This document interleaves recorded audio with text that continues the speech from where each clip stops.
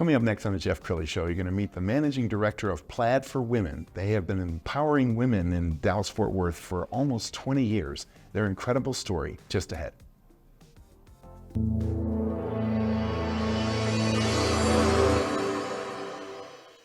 Many are predicting that the worst is yet to come, which is unfortunate, said one person here. Until now, they've enjoyed the reputation of being the nation's icebox. Watched a burglar in his home this morning by webcam. As a journalist of over 25 years, stories are what make my world turn. Reporting live from the Dallas newsroom tonight, Jeff Crilley, Fox 4 News. But in 2008, I took the jump from my familiar life and started a PR firm from my home. We're talking about anyone with a camcorder like the one I'm using becomes a television network. We started slowly growing the company, and we now have over 100 clients, and we've branched into the world of live digital broadcasting. I now own 8 different TV studios and have a huge team, and the stories that I now get to share are sometimes the most important of my life. Life has a funny way of coming around full circle. This is the Jeff Crilley Show. So a wise person once said, you have to lift as you climb. And I can't think of a better organization to talk about women empowering other women than the organization and the managing director who's in our studio right now. Michelle Gooch is in studio. She's with Plaid for Women. Thanks for coming on the show. Thank you for having me. Absolutely. And so I mentioned lifting as you climb. That's so important, isn't it? Because the women that you're attracting into your organization are all powerful women who have their own networks. Right. Let's talk about that lift as you climb mentality. Absolutely. In my world, where I grew up, women were not lifting as they climb. We were fighting to get to the one open seat that we could take. And of course, that didn't serve us very well. Now what we're trying to do is encourage women to take a woman with you. You know, there's plenty room. There's plenty of room at the table for all of us. Make sure you're empowering the woman next to you, lifting her into that spot. Absolutely. And the organization is close to 20 years old because I know I was speaking to your group in the early 2000s, shortly after my book came out. And it's a group of vibrant women. And I just love, I remember the feeling, right? They always say nobody remembers exactly what you said, but they remember how you made them feel. Right. And you guys made me feel very welcome as a man speaking to a female group. Let's talk about the journey. And over the past 20 years, how has the group changed and grown? Because now you have a vibrant online community. Right. So obviously COVID changed some things for us. But in the beginning, our founders did several in-person events, which were always fabulous and always uplifting. And then as they retired and it shifted from person to person, now we're in a place where we do have a lot of online connection, which is fantastic. We do several seminars a year and on relevant topics that people are very interested in. This one that we just did was on imposter syndrome. And so, yes, we've grown and shifted with the times in order to become a little more congruent with what's happening. Michelle, I love that topic, imposter syndrome, and that can impact men and women. What did you end up discovering as you drilled deeper on that subject? Wow, so that's a big topic. The original psychologist that came up with it coined that term, imposter syndrome, in the late 90s. And so we haven't had it for a long time, the term, but we've had the experience for a long time. And the thing that was most surprising when we began to drill down on this whole idea of imposter syndrome was discovering people like Maya Angelou, Tina Fey, all these huge, successful women who are experiencing imposter syndrome. It's this idea of, I'm a fraud, I'm gonna be found out. They're overestimating my capacity, and I don't want anybody to find that out. Sure. And so those brilliant women were feeling it along with the rest of us. And we have video from our library that we're going to show right now.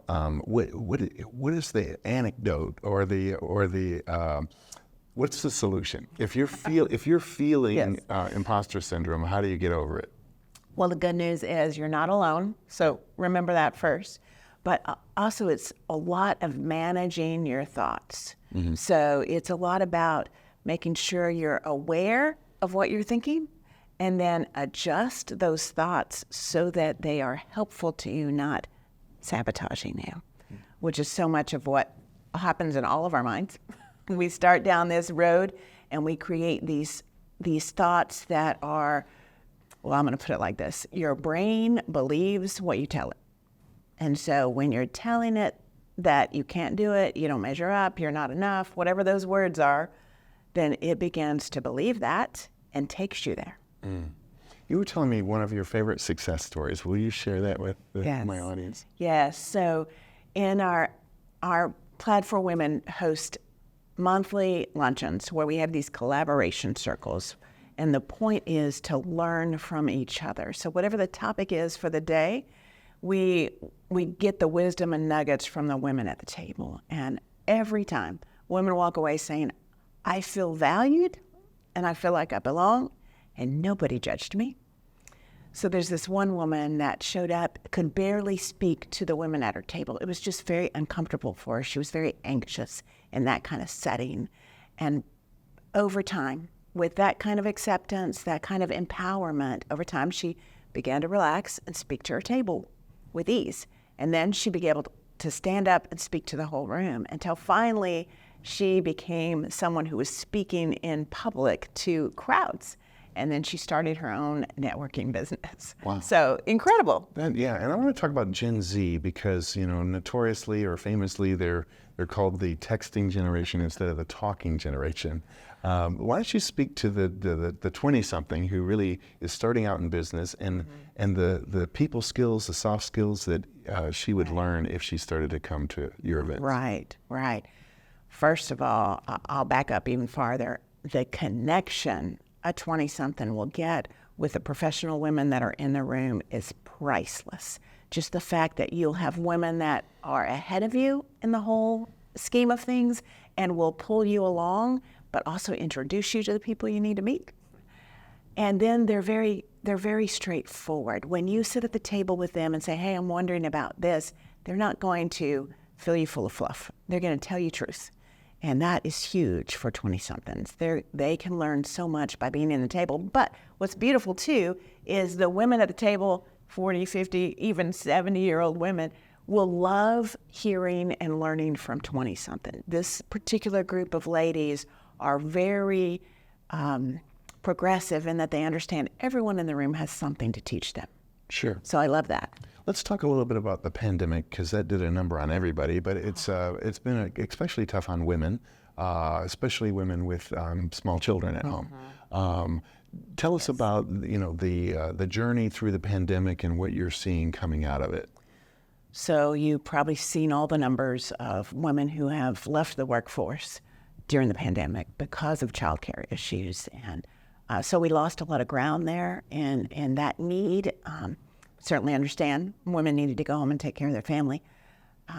But we are now noticing the shift of not just women, but all kinds of workers who are pushing for remote work.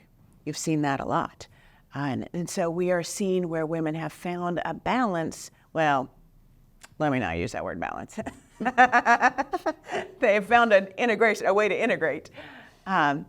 And they recognize that remote work really fits for some of them. And so we have this push, and we have employers that aren't clear on how to manage a remote team. And so that to me is a big hurdle, our next hurdle to get through. Okay, we only have a couple minutes left. So Michelle, why don't you talk to the woman who's watching saying, I think I just found my tribe. I think I found my crew. Yes. What's the next step? How do they get plugged in? We would love for you to find us at plaidforwomen.com. You will find blogs written by about 20 different authors, real women with real issues, sharing them. Find us there. You can get connected to our lunches if you're in downtown Fort Worth or somewhere in Fort Worth or South Arlington. You can also find the next seminar we're doing online, and we just released a e-course, Empowering Mindset e-course. That is fantastic. If you want to even just start there, if you don't want to be in the room with us yet, start there. And it's an incredible experience to help you shift your thoughts, manage your thoughts so that you can overcome just about anything. Outstanding. Thank you so much for sharing your heart with us. We're going to end with the website, which again is plaidforwomen.com. The great Michelle Gooch. Thanks for coming on the show. Thanks, Jeff. Appreciate it. That's it for now. We'll see you next time.